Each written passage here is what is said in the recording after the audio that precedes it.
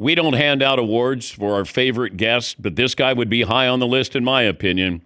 He's Ross Tucker, CBS Sports, Westwood One, and he did Jets Saints yesterday. He'll be on the call for the Niners Colts tonight on Westwood One. Round of applause for a great year for Ross Tucker. Yes. Thank you. Thank you guys for having me so much. I really appreciate it. I was wondering if you had an award for best guest, and I was curious where I might fit in. Should we start one where we put maybe our top 5 or 6 people who join us all the time? And maybe we'll do that. But you're going to be up against Reggie Miller. I mean, there's going to be a few people in there. Steve Young. I mean, I don't know. Do you want that? You know how I feel about it, Dan? If I'm going to come in first, I think it's a great idea. if I'm not going to come in first, I just don't think it's really necessary. Let me be first in my own big head. Okay, let me be first in my own big head. I'll just assume, based on the feedback I get from your great listeners, that I'm number one. You don't need to have an official vote and ruin my expectations. Okay, if I said, who do you believe in the most? And I put those teams up there. So the Texans, Jags, Broncos, Patriots. Who's first? Right now, I would say the Jacksonville Jaguars. Okay. And I know you guys said last, and I know you're not believing them. They are really good. I mean, I watched them a lot because last week I did Jets-Jags, okay? Think about this for a second. In a 5-game stretch, Trevor Lawrence didn't have to play in the end of the fourth quarter in 4 of those 5. These are NFL games. This is NFL teams. This is not a Power 4 versus a group of 5 or whatever anybody wants to talk about. These are NFL teams where 4 games out of 5, the Jags were able to put Nick Mullins in the game. Then you go out to Denver and you dominate the Broncos like the Jaguars did. Their offensive line's playing very well. This is the best we've ever seen Trevor Lawrence play. Their weapons are a lot better than people realize. Parker Washington can play. Brenton Strange, the tight end, can play. They're like, Jacoby Myers is kind of like that guy that's always been just okay, but people don't really. The Jaguars are sort of that team, Dan, that has a bunch of underrated, underappreciated, under-the-radar guys that are a lot better than people realize because they don't play a lot of marquee games. Even yesterday, okay? They're playing the team with the number 1 seed. They're playing the big bad Denver Broncos. That was a 405 game. That wasn't the featured Tom Brady, Kevin Burkhardt game. That went to the Steelers-Lions. Have the Jaguars played? I think the Jaguars played the Chiefs like in week 4 on Monday night. That might have been their only primetime game the whole year. Defensively, they got a bunch of guys. And as you can tell, and I noticed this last week when I was there, they have an immense chip on their shoulder. Liam Cohen, he's from Rhode Island, okay? He's got that New Englander in him. He takes offense to everything. He doesn't discriminate. He just takes offense to everything. He even drops the line about, for a small market team like us, it wasn't even a knock by Sean Payton. Sean Payton was just being honest and realistic. So they'll take any little edge they can. And I know people sit here and think, does that really make a difference? Yeah, it does. It just stokes your fire a little bit more every day. It's not really about the game. It's about every day during the week giving you the edge to prep just a little bit harder. Yeah, and I'm not rooting against the Jags. I want their fan base to know it doesn't. I'm just saying I got to wait to see it happen. Same thing with the Ravens. Lamar Jackson, let me see what you do in the postseason. I mean, the Steelers, I don't know how good they are. I know when you get to the postseason, you get in and you lose. So I would like to see a little more from you. I want to see Drake May and the Patriots in the playoffs in a big moment there. I think that's just natural reasoning with a lot of these teams. Show me. We said this before. I want to see what happens with Justin Herbert in a big moment. Yeah, you can throw for 4,000 yards. All of those things are great. We're a bottom line sports society. Well, I got news for you. I got news for you, though, Dan. Mahomes is not making the playoffs. We know that. Burrow's not making the playoffs. We know that.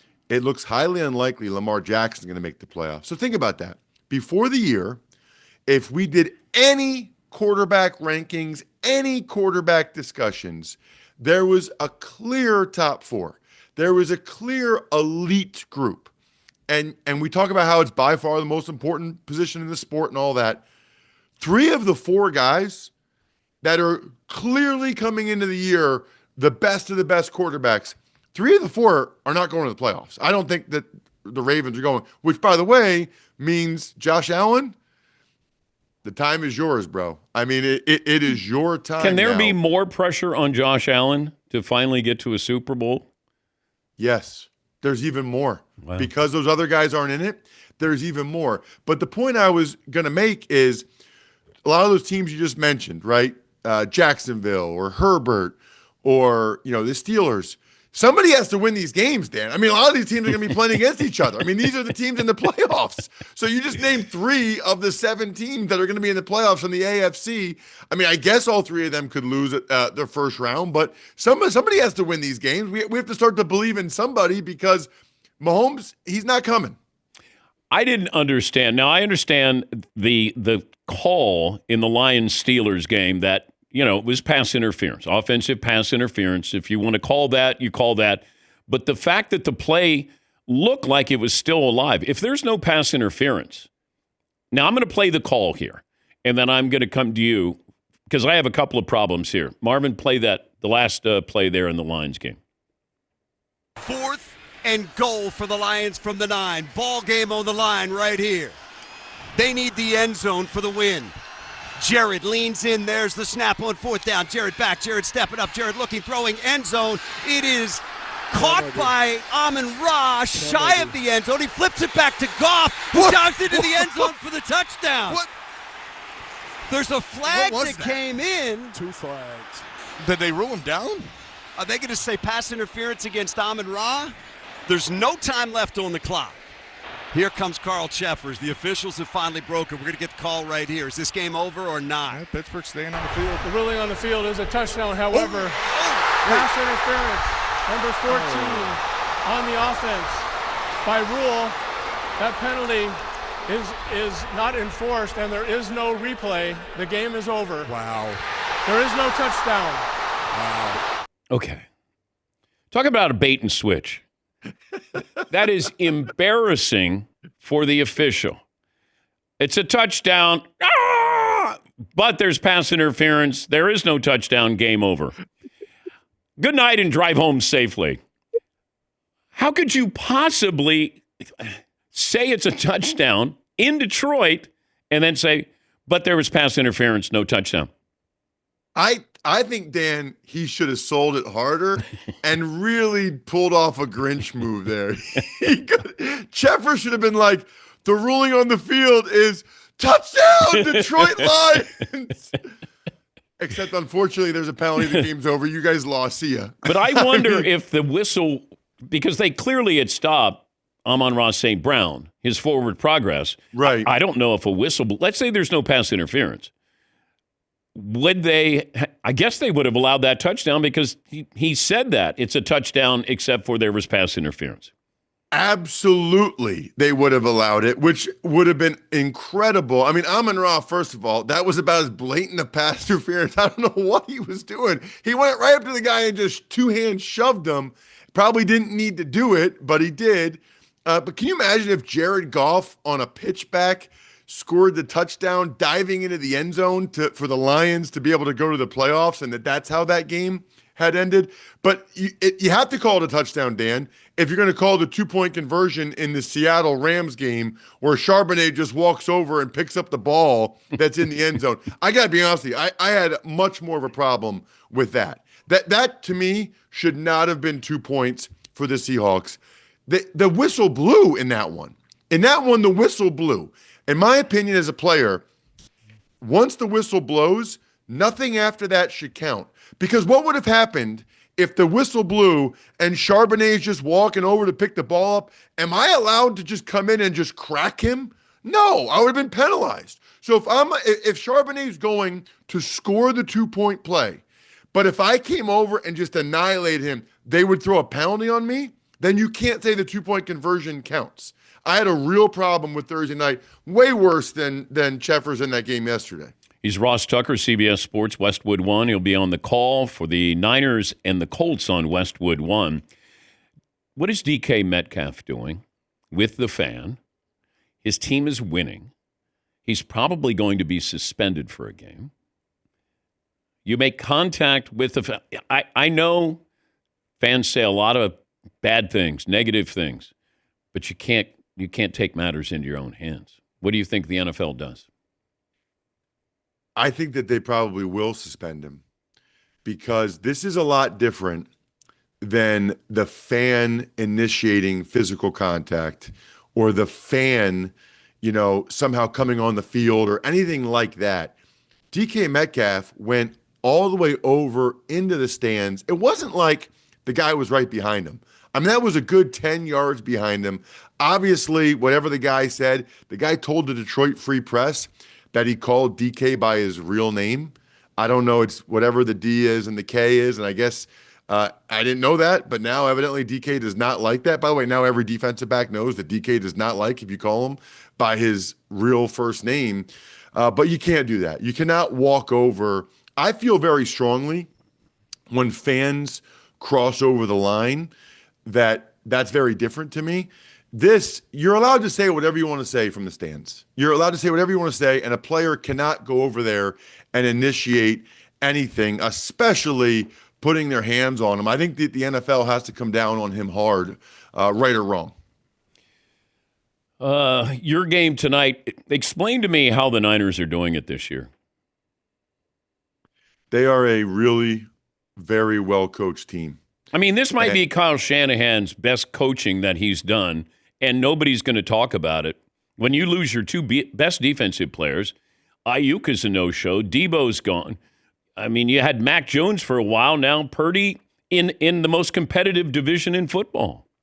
It's incredible. You're right. It might be Kyle Shanahan's best coaching job. They have 16 sacks.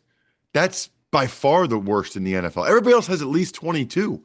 I'll give Saleh a lot of credit. So Myles Garrett has more sacks than the Niners.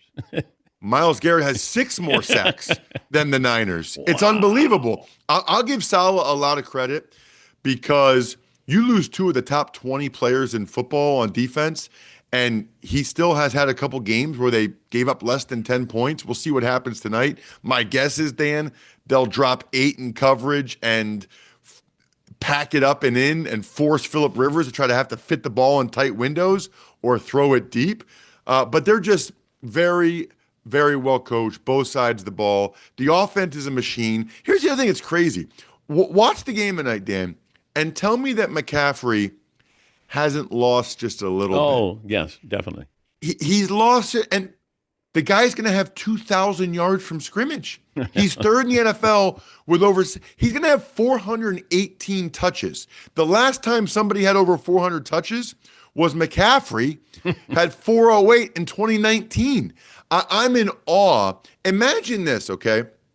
Imagine not being the player you used to be and losing a step or half a step, and yet you go out and get an NFL football over 400 times and have over 2,000 yards. That guy, coming off of the 2 injuries last year, that guy is an absolute warrior. I'm incredible. I'm like, he's one of those guys in my Hall of Fame that I'm in awe of, that he's able to do this, the mental and physical toughness. Just like you.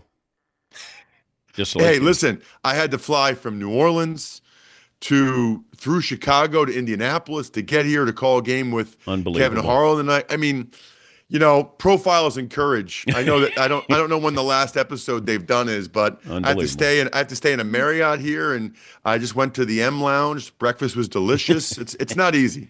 Man, you're my hero. Thank you, buddy. Merry Christmas to you. Safe travels. Yeah, Merry Christmas, guys. Thank you. That's Ross Tucker. That's why he's one of our favorites there. He'll be on the call in Westwood One Radio. That'll be the Niners Colts coming up tonight. We'll take a break. Play of the day next, and your phone calls right after this.